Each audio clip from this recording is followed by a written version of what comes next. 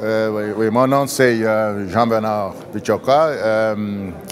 J'ai fait mes études de toxicologie au niveau de doctorat à l'Université de Montréal en santé publique. Et avant, j'avais fait des cours de développement des médicaments à la faculté de pharmacie de l'Université de Montréal. Et j'ai été recruté en 2000 par Santé Canada pour venir à Ottawa, dans la région de la capitale nationale, afin de devenir évaluateur clinique des instruments, des produits thérapeutiques.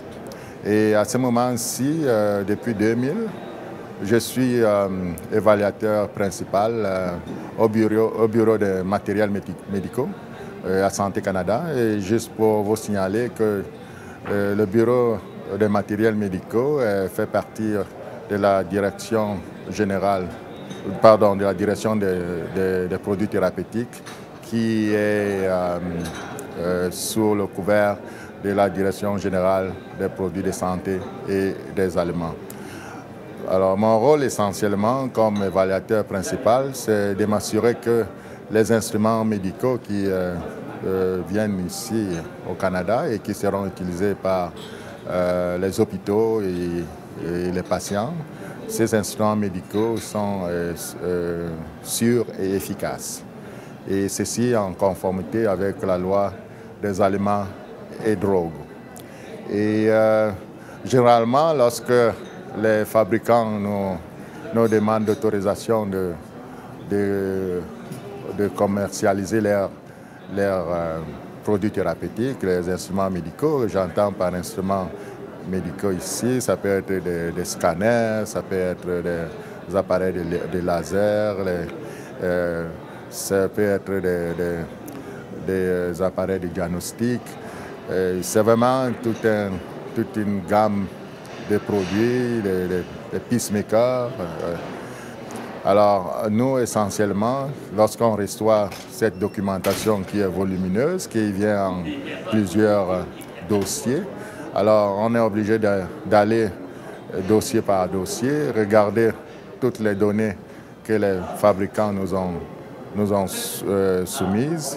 Ça peut être des données qui sont des données précliniques, des tests qui ont été effectués sur les animaux et également des tests qui ont été, des essais cliniques qui ont été effectués chez les humains.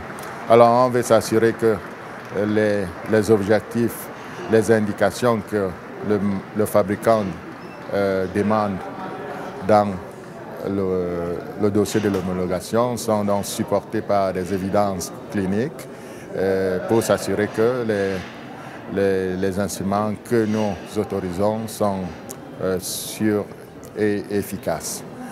Alors, en général, lorsqu'on a des problèmes avec une application, avec un dossier, on pense que les données ne sont pas satisfaisantes pour soutenir l'approbation du ministre. Alors, on peut demander des informations additionnelles. Et d'après la loi, les fabricants sont tenus à nous donner ces informations additionnelles.